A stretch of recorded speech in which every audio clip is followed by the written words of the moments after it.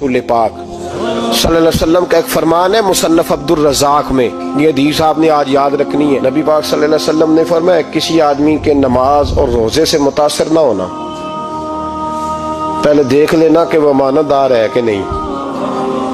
किसी के नमाज रोजे से मुतासर नहीं होना, पहले देख लेना कि दयानतदार है कि, देखना लोगों की जेबों पे कितनी नजरें डालता है। फरमाया बहुत सारे नमाज रोजे वाले धोखेबाजी करते हैं, दयानती ना करें, अपने ओहदे का पास रखें, अपने मनसब का ख्याल रखें। ओहदे जिस जगह आप मौजूद हैं आपकी जिम्मेदारी है। मेरे रसूल पाक सल्लल्लाहु अलैहि वसल्लम ने फरमाया हर बंदा तुम में से निगरान है और जो उसकी रियाया है उसके बारे में उसने जवाब देना है। कभी भी बददयानती ना करें। हम लोगों का पहले एतमाद हासिल करते हैं, फिर उस एतमाद को ठेस पहुंचाते हैं। उसका नुकसान पता क्या होता है? दुनिया में सबसे कमजोर शख्स वो होता है जिस पर कोई एतबार नहीं करता। जिसका एतमाद जाया हो जाए वो आदमी बिखर जाता है। कभी भी धोखाधड़ी की पॉलिसी ना बनाए। हम लोगों से मुफादात लेने के लिए अपने रवैये मीठे करते हैं और जब काम निकल जाता है फिर हमारे रवैये बदल जाते हैं। ये धोखा है, ये बददयानती है। इसको अल्लाह रसूल ने पसंद नहीं किया। मेरे नबी पाक अलैहिस्सलाम ने फरमाया जिसमें तीन बातें पाई जाएं वो तो मुनाफिक है।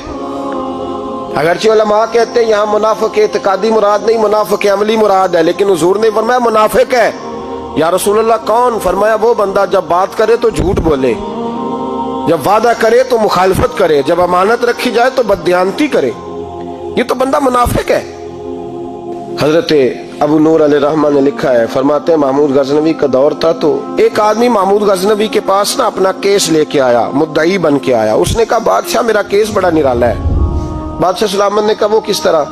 कहने लगा ये मेरे पास एक थैली है, मैं ना सफर पे जाने लगा तो ये थैली पूरी हीरों की भरी हुई। फलां इलाके के जो काजी साहब है ना, मैं जाती दफा मैं कहीं सफर पे जा रहा था तो मैं उनके पास छोड़ गया कि रास्ता लंबा है कहीं कोई मुझसे छीन ना ले, हीरों की भरी हुई थी। कुछ दिनों के बाद मैं वापस आया हूँ, काजी साहब ने मुझे थैली वापस की है तो इसमें हीरों की बजाय खोटे सिक्के निकले। अब मैंने काजी साहब से कहा है तो काजी साहब तो मेरे गिरेबान तक आते हैं, वो कहते हैं बता कहीं से फटी है, खुली है? वो जिस तरह टांके लगा के तूने सी थी उसी तरह लगे हुए हैं कि नहीं? तो हुजूर लगे भी बिल्कुल उसी तरह है, ना फटी है ना खुली है। अब मैं लुट गया हूं, मेरी कुल उम्र की कमाई जाया हो गई, खोटे सिक्के कहां और हीरे कहां? तो मेहरबानी करें और आप की बारगाह में अल्लाह रसूल के नाम पर हलफ देता हूं कि मैं हूं बिल्कुल सच्चा। महमूद गजनवी कहने लगे तू जा, थैली छोड़ जा और जब मैं तुझे बुलाऊंगा फिर दोबारा आना। वो शख्स चला गया। महमूद गजनवी उठे, दरबार बर्खास्त किया, लोगों से कहने लगे चले जाओ, मैं 3 दिन के लिए सैर करने जा रहा हूँ, 3 दिन के बाद लौटूंगा। अकेले जब रह गए ना महमूद दरबार में तो महबूब ने छुरी मंगाई। वो जिस तख्त पे बैठते थे वहां गद्दा बिछा हुआ था, ये गद्दा पड़ा ना, वो गद्दा बिछा हुआ, तो महमूद ने छुरी के साथ उसको फाड़ डाला और छुरी जेब में रखी निकल गए। कहने लगे मेरे बाद कोई मेरे दरबार वाले इहाते में दाखिल ना हो। महमूद चले गए। अब वो सफाई करने वाला जब आया ना, उसने आके देखा तो गद्दा तो फटा हुआ है। उसने शोर डाल दिया, पहरेदार भी आ गए, फलां साहब भी आ गए, फलां साहब। उसने कहा वो खुदा के बंदो उसका गद्दा फट गया है, वो तो मार डालेगा। उसने कहा था सिवाय सफाई और निगरानी वाले के दूसरा आए कोई ना, और यहाँ आया भी कोई नहीं, पहले दिन ही फटा हुआ है तो लटका देगा सबको, क्या करें? शोर हो गया, सारे दरबार के मुलाजिमीन इकट्ठे हो गए। एक बंदा बोला, कहने लगा फिक्र ना करो, मैं कैसे बंदे को जानता हूं, इस तरह सिएगा कि जिसने फाड़ा होगा उसे भी पता नहीं चलेगा कहां से फटा था। ऐसा बेहतरीन रफू करेगा कि पता भी। उसने कहा यार हम सारे एक महीने की तनख्वाह देते हैं, तू बंदा बुला। वो बुला लिया उसको, उसका नाम मोहम्मद रफूगर था। वो आया, उसको गद्दा दिखाया, उसका यार इस तरह सीना पता ना चले। उसने कहा फिक्र ही ना करो, मैं बड़ा कारीगर हूँ। बड़े बड़े कारीगर लोग नहीं हमारे मुल्क में पाए जाते, कोई निशान छोड़ते हैं पीछे? बड़े कारीगर का पैसे होने चाहिए, बड़े बड़े कारीगर बंदे। आप यकीन करें ऐसा ऐसा फलसफा, ये उम्रा इबादत है ना, सरकार दो आलम सल्लल्लाहु अलैहि वसल्लम की बारगाह की हाजिरी बड़ी नेमत है ना। तो सऊदी गवर्नमेंट ने पाबंदी लगा दी, खैर उनकी भी ज्यादती है। इस तरह की पाबंदियां शरीयत इस्लामिया में जायज नहीं। अल्लाह के घर मुसलमान जब चाहे जा सकता है, लेकिन वो कहते हैं जी 2000 रियाल दे जिसने 2 साल बाद भी आना है। उन्होंने पाबंदी लगाई तो हमारे एजेंटों ने भी कई खास ट्रेनिंग हासिल की हुई है, पता नहीं कहां से सीख के आए, उन्होंने भी रास्ता निकाल लिया। ایک صاحب سے میں نے کہا کہ جناب وہ 2000 ریال لگ گیا تو کیا کرنا ہے؟ کہنے کوئی مسئلہ نہیں، پاسپورٹ نوا بنوا لو، گنجائش ہے، یعنی ہر شے کا حل ہے۔ اور میں نے کہا یار اب عمرہ کرنے جاتے وقت بھی بندہ دھوکہ دے کے جائے، اللہ کے گھر جاتے وقت بھی اس طرح کی حرکت کرے، کیا حال ہو گیا؟ ہر چیز کا لوگوں نے حل نکال لیا، ہر چیز کا لوگوں نے سٹائل بنا لی۔ ایسا نہ کریں، یہ درست نہیں۔ احمد رفو گر کہنے لگا اس طرح سیوں گا کہ پھاڑنے والے کو بھی پتہ نہیں، ان کا پیسے لے یار تو سی دے۔ اس نے سی دی، اگلے شام ہی لا کے بچھا دیا گدا۔ تیسرے دن بادشاہ سلامت آئے، آ کے پہلی نظر گدے پہ ڈالی، اس نے بلایا سب ملازمین کو، کہا کس نے سیا ہے؟ کہا جناب کیا ہوا؟ کہا یہ پھٹا ہوا تھا۔ کس نے؟ کہا نہیں پھٹا ہی نہیں۔ وہ کہنے لگے بنو مت، میں خود پھاڑ کے گیا تھا۔ تو بتاؤ صحیح سیا کس نے ہے؟ کہا جناب آپ پھاڑ کے گئے تھے تو بتایا کیوں نہیں؟ فرمانے لگے اسی لیے تو بتایا نہیں تھا کہ تم خود تحقیق کر لو، بلاؤ بتاؤ سیا کس نے۔ تو بلا لیا، احمد رفو گر آ گیا۔ اس کو جب بلا کے سامنے بادشاہ کھڑا کیا، کہا بھئی تو نے سیا ہے؟ کہنے لگا حضور آپ کے سارے ملازم کٹھے ہو کے آئے تھے، میری غلطی کوئی نہیں۔ کہا نہیں یار تو بڑا کاریگر ہے، میں نے اپنے ہاتھ سے پھاڑا تھا پر مجھے بھی نہیں پتا چل رہا کہاں سے پھٹا تھا۔ اچھا یہ بتا یہ تھیلی جو ہے یہ بھی تو نے سی تھی؟ اس نے کہا جی آپ کے خادم کا ہی کارنامہ ہے، وہ فلانے علاقے کے قاضی صاحب آئے تھے، اس میں سے ہیرے نکال کے تو کھوٹے سکے بھرے تھے، تو مجھے بھی تھوڑا سا حصہ ملا تھا۔ محمود نے سارے گواہ بھی اکٹھے کر لیے، ثبوت بھی اکٹھے کر لی۔ پھر قاضی کو بلایا، پہلے سارے ثبوت اور گواہ کیس حل کر لیا۔ پھر ہمارے ہاں یہ حال ہوتا ہے کہ مدعی 2-3 ہفتے کے بعد خود ہی ہاتھ باندھ جاتا ہے، کہنا تسی میری جان چھڈو، مجرم پھڑو پاوے نہ پڑھو۔ وہ کہتا ہے مجھے معافی دو، میں رہا۔ ظلم ہے نا، ظلم زیادتی ہے کہ جو بیچارہ اتنے سوال مجرم سے نہیں ہوتے جتنے مدعی سے ہوتے ہیں۔ آپ یقین کریں اتنے سوالات ہوتے، بیچارہ ہف جاتا ہے۔ یہ طریقہ درست تو نہیں ہے کہ لٹ گیا اور دوسرا طرح طرح کے سوالوں کے جواب دیتا پھرے بیچارہ۔ سارے ثبوت اکٹھے کر کے قاضی صاحب کو بلایا، تنہائی میں لے جا کے محمود غزنوی نے کہا قاضی صاحب آپ سے غلطی ہو گئی، غریب آدمی تھا، وہ لٹ گیا ہے، اس نے تو بڑی مشکل سے کچھ ہیرے جمع کیے تھے اور اس کی کل کائنات تھی، تو آپ اس کا مال اسے دے دیں، بات ختم۔ قاضی صاحب کہنے لگے آپ مجھ پہ الزام لگا رہے ہیں، سوال ہی نہیں پیدا ہوتا۔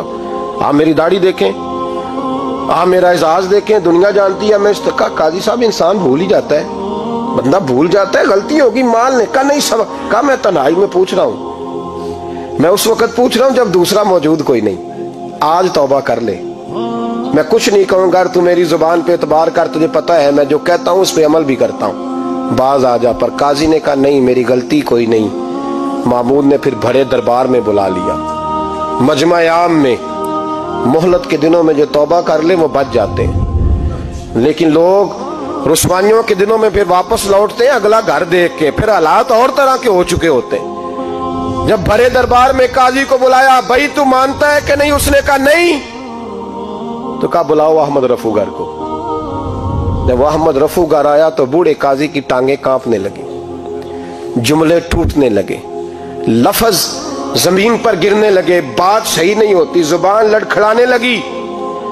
محمود کہنے لگے قاضی میں نے تجھے کہا تھا وہاں مان جا بات، اب بڑے دربار میں بول۔ تو جب قاضی صاحب کی گردن خود بخود جھک گئی تو دنیا سمجھ گئی، کہا نکل جا میرے دربار سے۔ محمود بولے نکل جا، اتنی تجھے عزت دی، اتنی بڑی تنخواہ دی، قاضی بنایا، اور یہ چھوٹی سی رقم کے لیے، تھوڑی سی رقم کے لیے تو بددیانت ہو گیا، چل چلا جا، نکل۔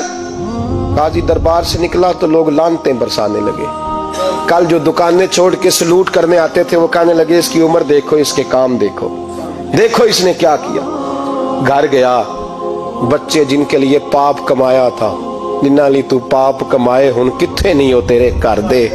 وہ بچے کہنے لگے ابا جی ہم تو سکول مدرسہ جانے کے قابل نہیں رہے، امید تھی کہ بیوی ساتھ دے گی۔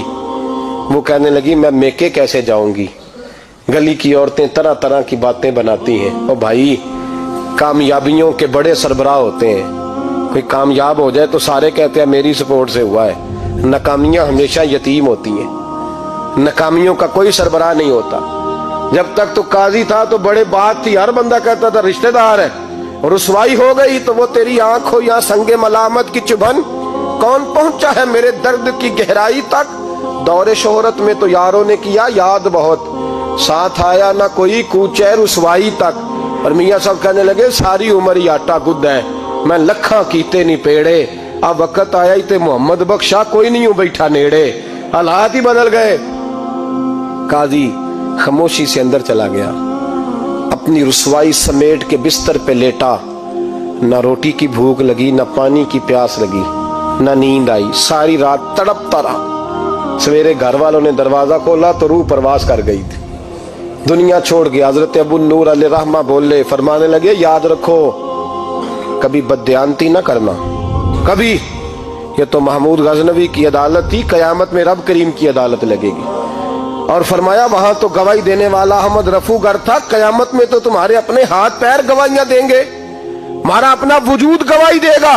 और फरमाया यहां तो लानते दुनियादार बरसाते थे, वहां फरिश्ते होंगे। और काजी को तो मौत आ गई थी, कयामत में तो दोबारा मौत भी कोई नहीं आएगी, वहां तो रहना है और सहना है। बददियानती मुआशरे में, इतनी बददियानती हर जगह।